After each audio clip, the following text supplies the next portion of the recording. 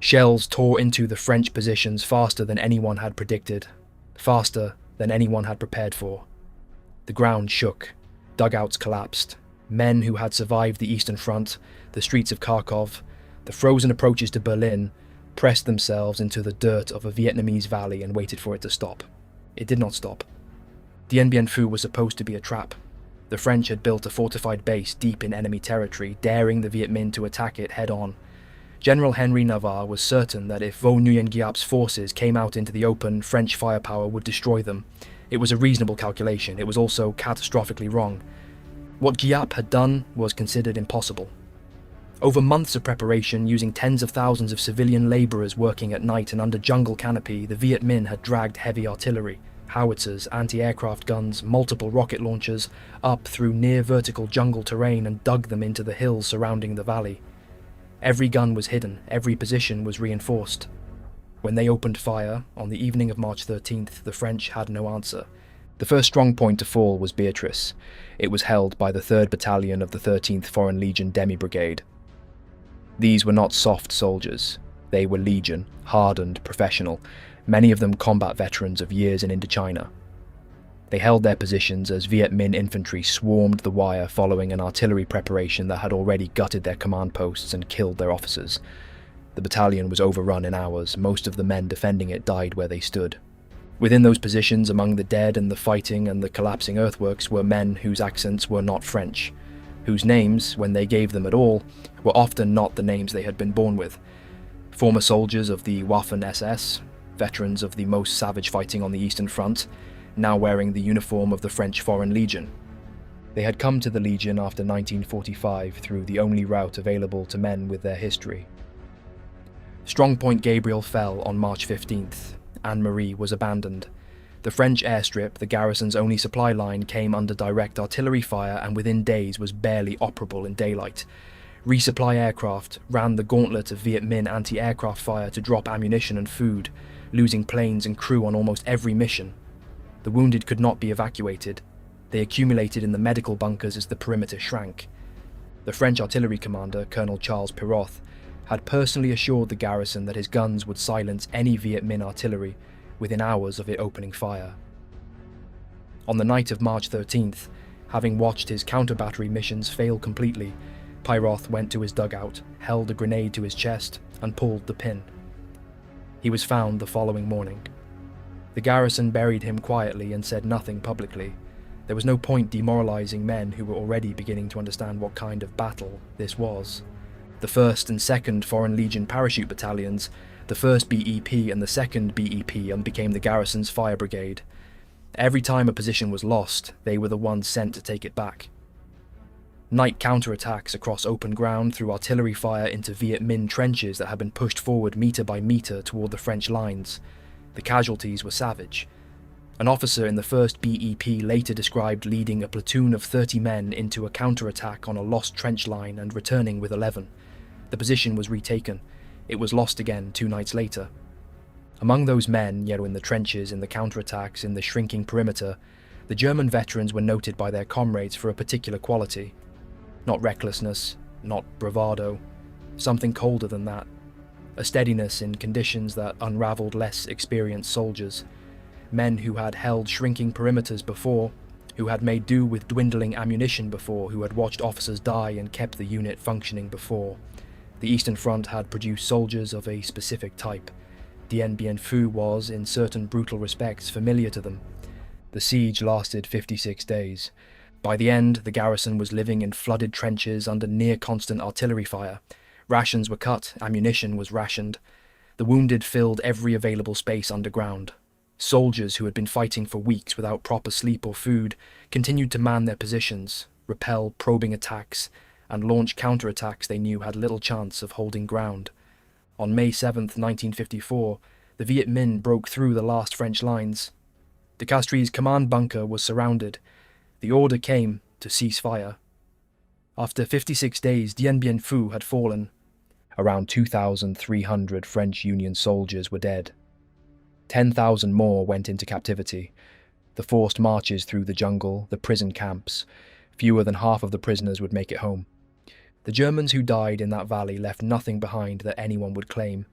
The Federal Republic did not recognize Waffen-SS service. The French Foreign Legion did not disclose the nationalities of its dead. They had come to Indochina under false names, and they were buried under those names, or not buried at all, in soil 10,000 kilometers from the war that had made them soldiers.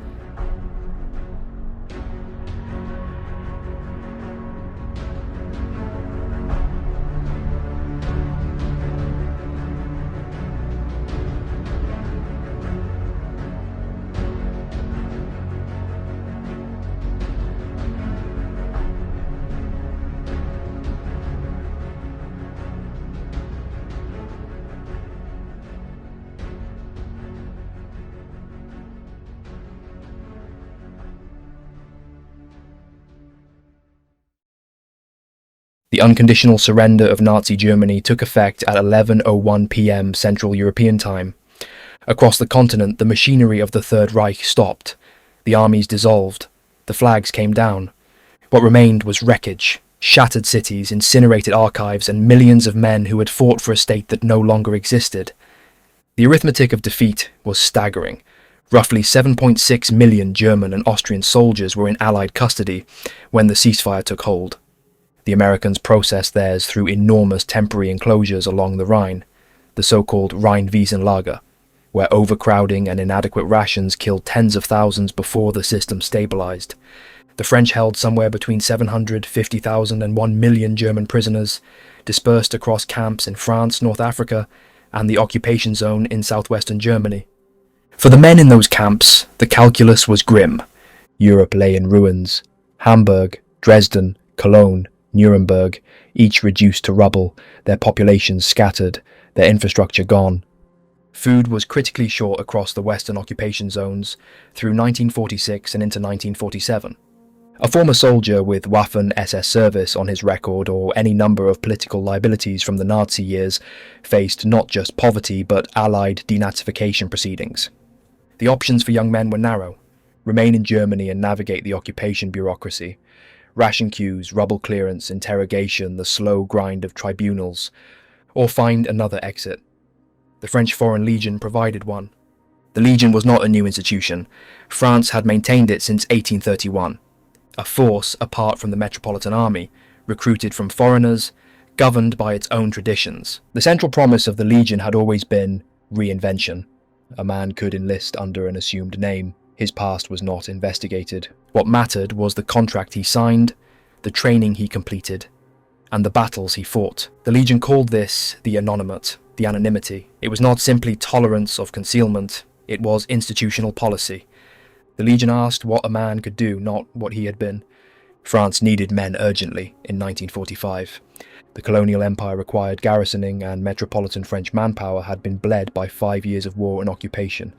Indochina was particularly pressing. Ho Chi Minh had declared Vietnamese independence on September 2, 1945 in Hanoi, 3 days after Japan's formal surrender. The French, returning to reclaim their colony, found a functioning nationalist government with a substantial armed movement behind it. The reconquest would require large numbers of soldiers quickly, willing to serve in a tropical war on the far side of the world. The Legion's recruiters worked the POW camps with this requirement in mind. The documentation is incomplete, by design and by accident.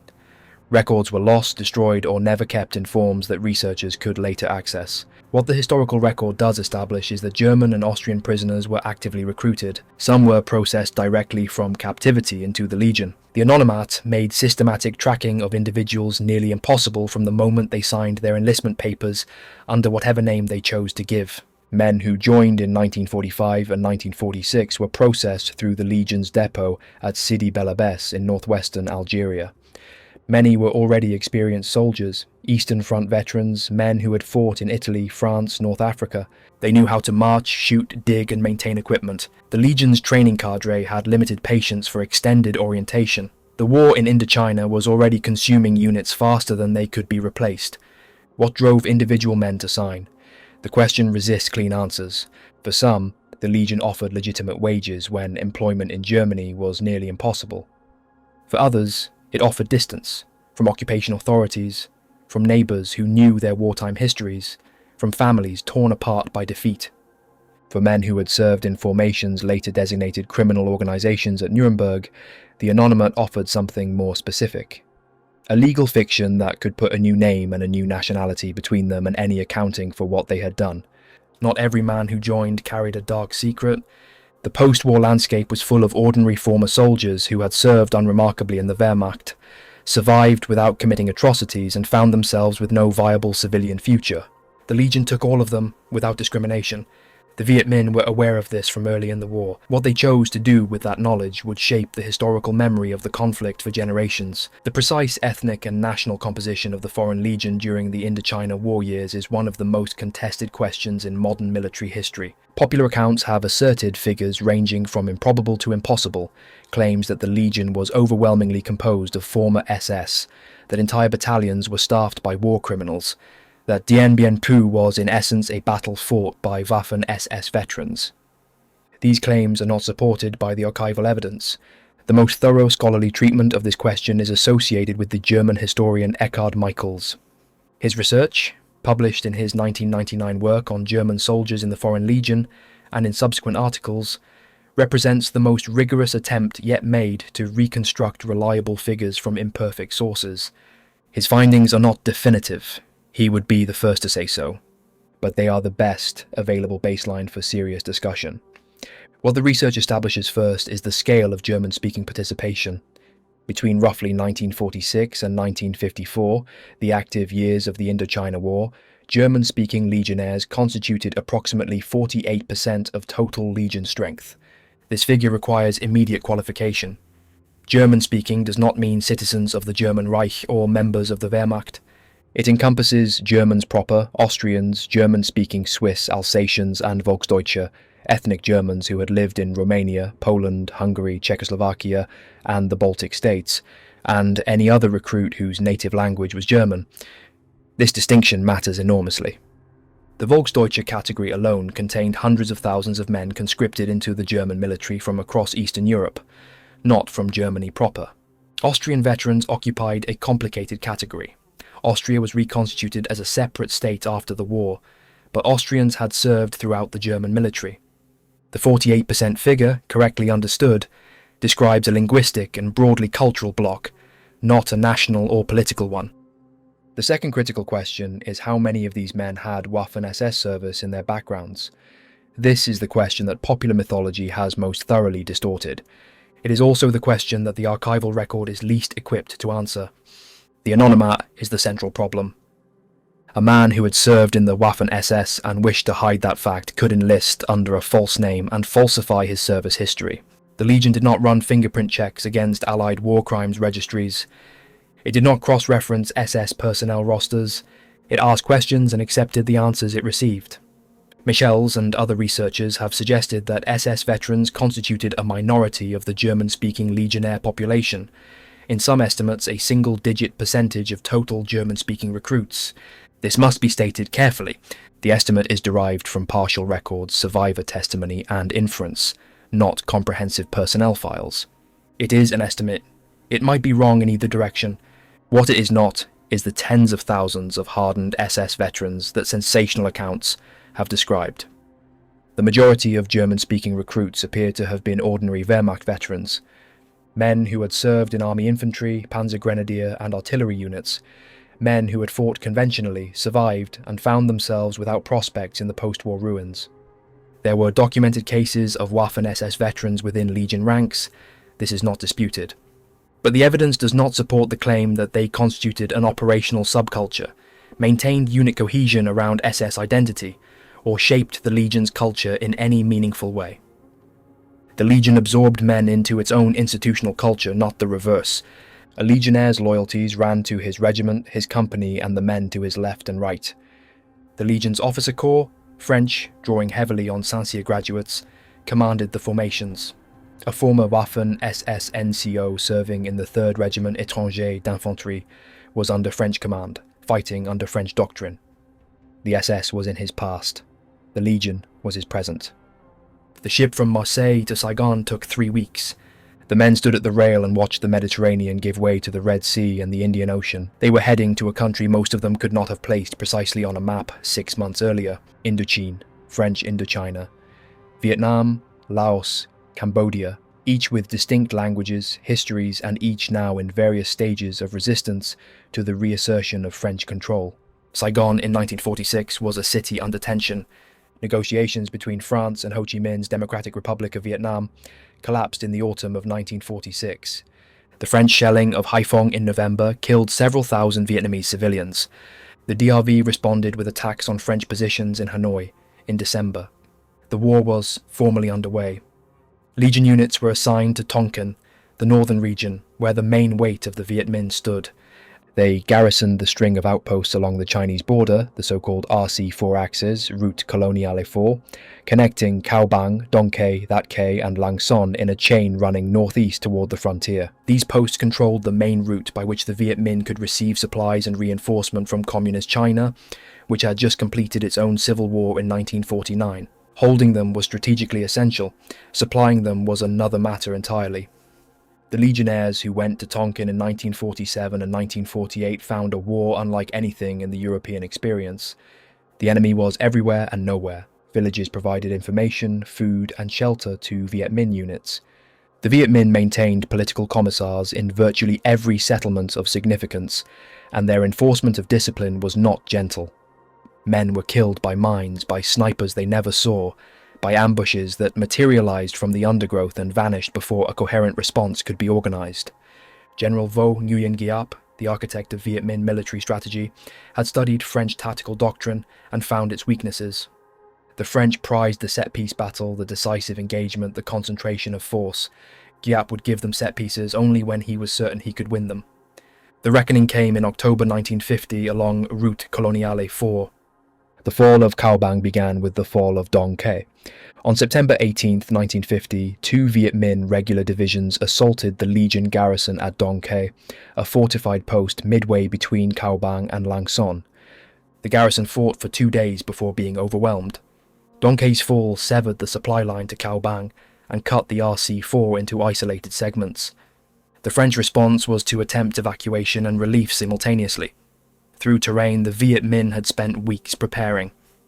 Giap had positioned 3 divisions along the route of march with orders to allow the French columns to enter the defiles and then destroy them in detail.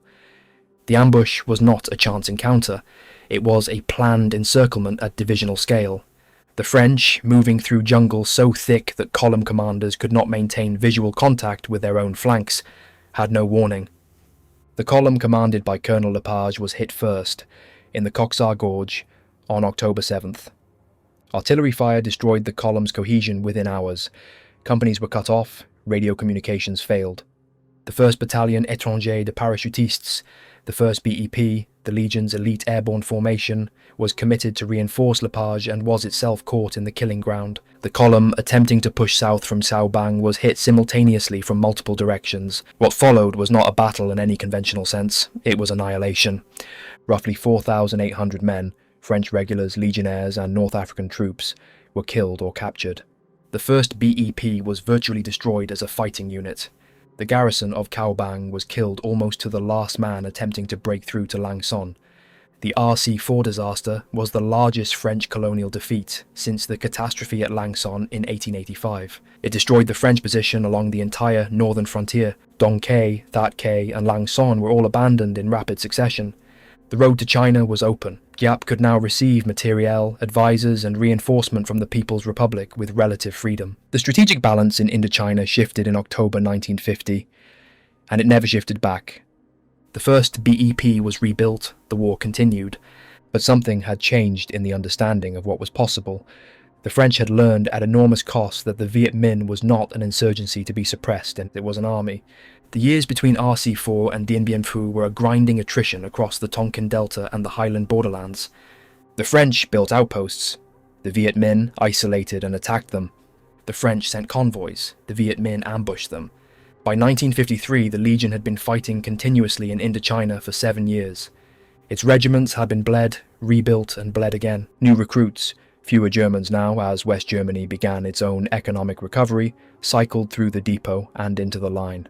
The war was consuming the Legion, and the Legion was consuming everything France threw into it. In November 1953, the French High Command under General Henri Navarre made a decision that would bring the war to its final crisis. They chose a remote valley in northwestern Tonkin near the Laotian border, accessible only by air, and established a fortified position there. The place was called Dien Bien Phu. The valley was 12 kilometers long and 6 wide, surrounded on all sides by hills rising several hundred meters above the valley floor. A small town occupied the center. An airstrip ran along the valley's axis. A French battalion was dropped in by parachute on November 20th, 1953, and the position was reinforced over the following weeks into what the French command believed would be an impregnable fortified camp. The concept was the Hedgehog, a central position strong enough to resist attack, an airstrip capable of sustaining supply indefinitely, and a garrison able to sortie against any besieging force. The position was also bait. Giap, the thinking went, would be compelled to attack it or watch it threaten his logistics into Laos. When he attacked, French firepower would destroy his forces in the open. The decisive battle the French had been unable to provoke for years would finally come. The concept rested on assumptions that Giap systematically demolished before the first shot was fired. The French assumed that artillery could not be brought through the mountains in sufficient weight to threaten the airstrip. Giap's engineers spent 4 months moving 105mm and 75mm guns through terrain that French doctrine classified as impassable for heavy weapons. Tens of thousands of Viet Minh labourers disassembled weapons, carried components up mountain slopes by hand, and reassembled them in firing positions on the ridgelines overlooking the valley.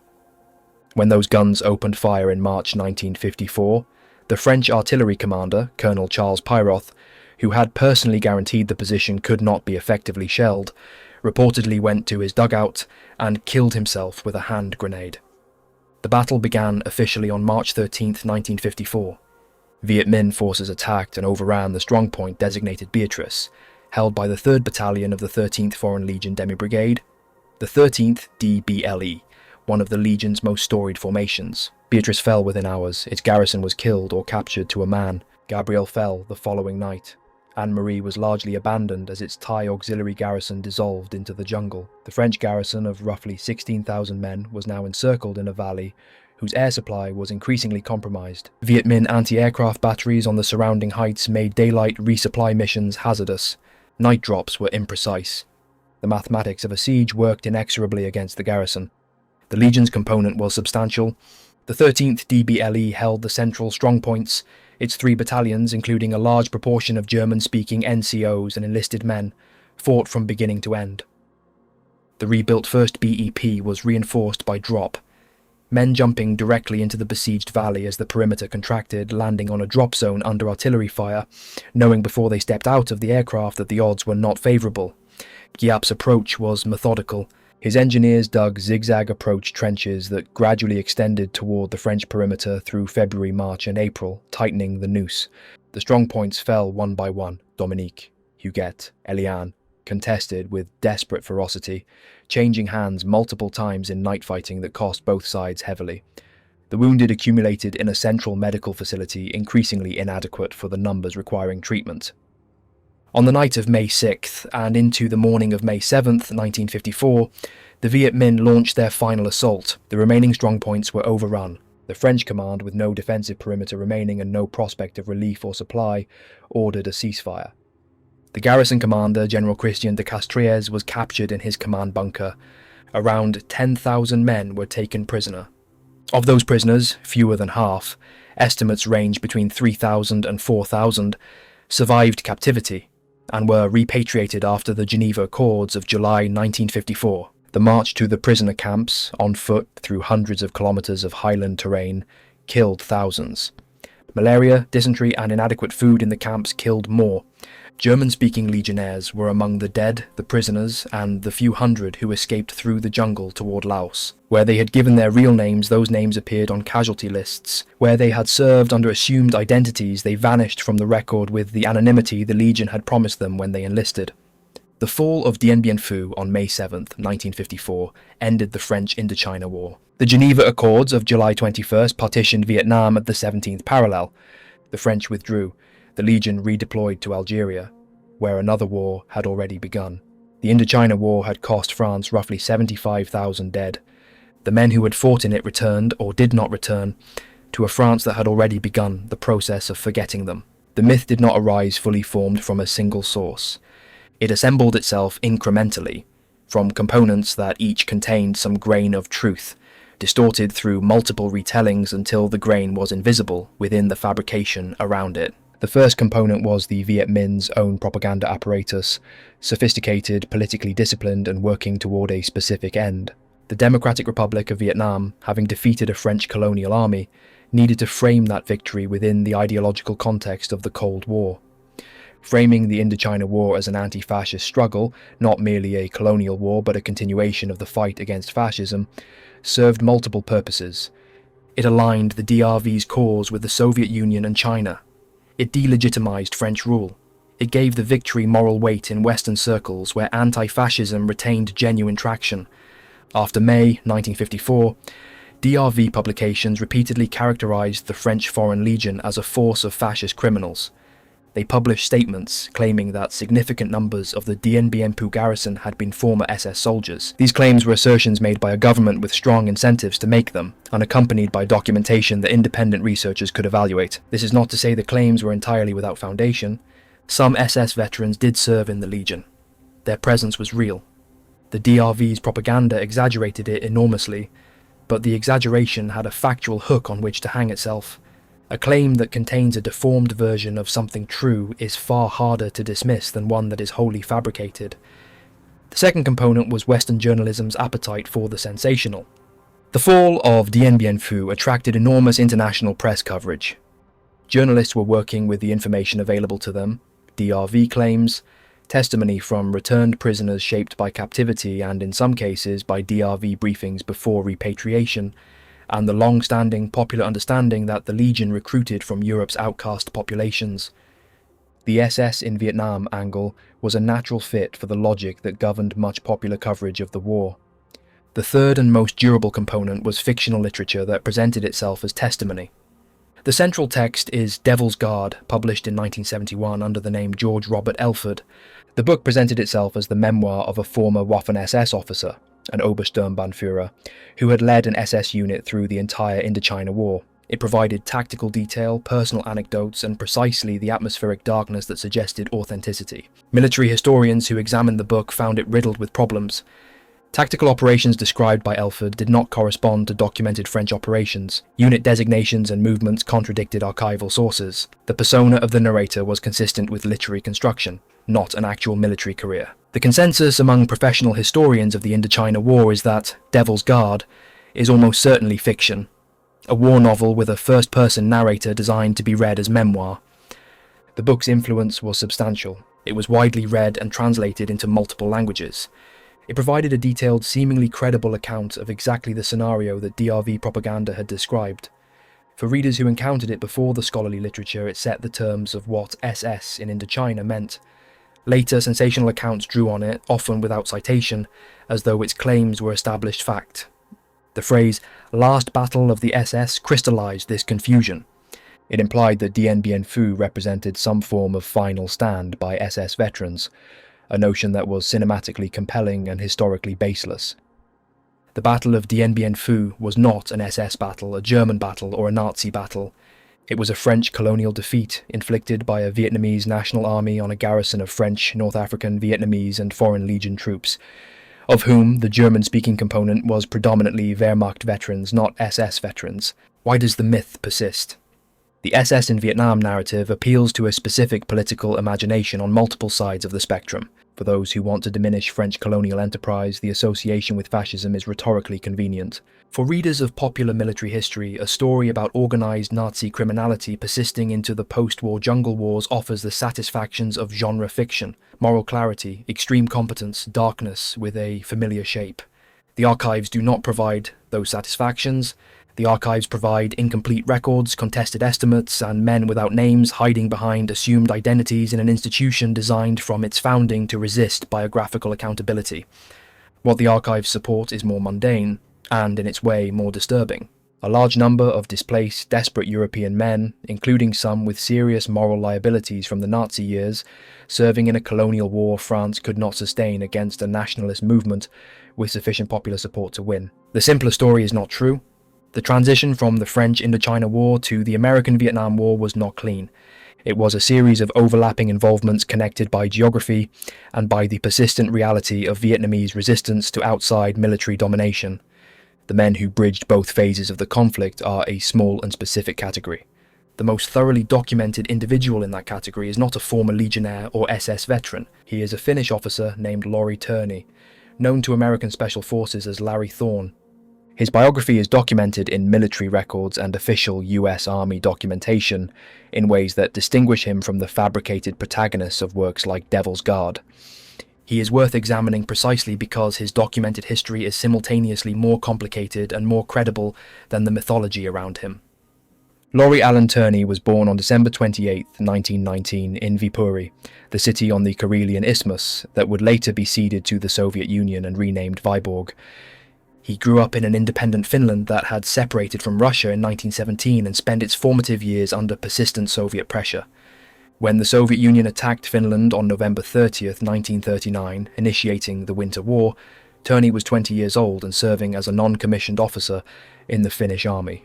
Finland held the main Soviet assault along the Karelian Isthmus, inflicting hundreds of thousands of casualties on Red Army forces, though the final terms required Finland to cede roughly 11% of its territory. Törni fought in the Winter War and emerged with a reputation for aggressive leadership in difficult conditions.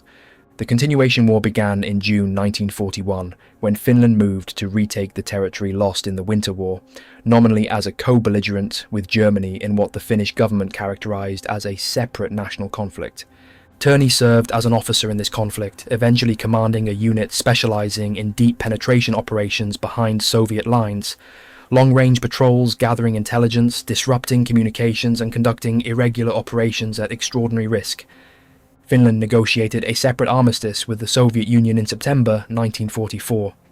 By that point, Törni had gone to Germany to undergo additional training with Waffen-SS forces, an episode documented in his service record. The context matters. Finland, fighting for national survival, had accepted German military assistance throughout the Continuation War. Finnish officers underwent training with German formations as part of that broader relationship. Törni's brief SS training period in 1944 was not an ideological commitment to National Socialism. It was a component of Finnish-German military cooperation in the final phase of a war Finland had fought on its own terms, against a Soviet Union that had attacked it twice in 5 years. After the armistice, Törni's situation was precarious. He was arrested by Finnish authorities for unauthorized paramilitary activity, escaped and made his way through Sweden and Britain to the United States, part of the wave of anti-communist émigrés navigating the complex immigration landscape of the early Cold War. The American political context of the late 1940s and early 1950s had room for men like Törni. The Cold War had reframed the calculus of wartime allegiance in US intelligence and military circles. Someone who had fought the Soviet Union with skill and effectiveness, regardless of the allies he had fought alongside, possessed capability the American national security apparatus found useful. Törni was naturalized as an American citizen in 1954 under the Immigration Act's provisions for individuals who had served in anti-communist military forces. He enlisted in the United States Army under the anglicized version of his name, Lauri Thorn. He was commissioned as an officer in the Special Forces, later known as the Green Berets, where his expertise in unconventional warfare and long-range reconnaissance made him a genuinely valued member of the organization. He went to Vietnam. By the early 1960s, the American involvement in South Vietnam had escalated from a small advisory mission to a substantial military presence. Special Forces were running the Civilian Irregular Defense Group program, training Montagnard tribesmen in the Central Highlands, and conducting classified operations along the border with Laos and Cambodia. Captain Lauri Thorn was exactly the kind of man Special Forces had been designed to use. On October 18, 1965, a UH-34 helicopter carrying Thorn and other personnel on a classified mission in South Vietnam went down in Quang Tri province. All aboard were killed. The circumstances of the crash, enemy fire, mechanical failure, or some combination, were never fully established in publicly available records. Thorn's body was not recovered. He was declared missing in action. The remains were located in 1999 by a joint American-Vietnamese team working the MIA accounting mission. DNA identification confirmed the remains as Thorn's. He was buried with full military honours at Arlington National Cemetery on June 26, 2003. The marker at Arlington identifies him as Captain Lauri A. Thorne, United States Army Special Forces. It does not mention Finland, or the Winter War, or the Continuation War, or the brief Waffen-SS training period in 1944. It marks the end of a life that had moved through 3 armies, 2 nations, and multiple wars across 4.5 decades, not as a mercenary or an ideologue, but as a soldier who fought consistently against the same enemy from 1939 to 1965, and died in the service of a country that had given him citizenship and a new name. Thorne is not relevant here because he represents the typical trajectory of German-speaking legionnaires, and he was Finnish, never served in the Legion, and his brief SS association was categorically different from the career service of committed ideologues. He is relevant because his documented case illustrates how complex wartime histories accumulated around individual soldiers in the post-war decades. He had served in a Waffen-SS formation, he had been granted American citizenship and a Special Forces commission, he had died on a classified American military mission in Vietnam. These facts coexist in the historical record without contradiction, because history, unlike mythology, does not require its subjects to be morally simple. What does the evidence actually support? It supports the presence of German-speaking men in the French Foreign Legion in very large numbers, approximately 48% of Legion strength across the linguistic group, that includes Germans, Austrians, Alsatians, Volksdeutsche, and other German speakers. This is not disputed by any serious researcher. It supports the presence of some Waffen-SS veterans within that group. The Waffen-SS at its peak had nearly 1 million men under arms. It would have been extraordinary if the Legion's German-speaking recruits had contained none. What the evidence does not support is the characterization of the Legion's German-speaking component as predominantly or substantially SS-derived. The scholarly estimate points to a minority, in some calculations a single-digit percentage, uncertain and based on imperfect sources, but pointing firmly away from the mass SS narrative. The majority appear to have been conventional Wehrmacht veterans. What the evidence does not support is the claim that captured legionnaires at Dien Bien Phu constituted a cohort of identified SS war criminals, or that the battle's command structure was organized around SS loyalties. The battle was fought by the French military. Its Legion component was commanded by French officers. Its German-speaking NCOs served in a hierarchy that ran upward to St. Cyr graduates, not to alumni of Bad Tölz or Braunschweig, the SS officer training schools. What the evidence categorically does not support is Devil's Guard. The book's central narrative has no credible archival foundation. No French military records support it.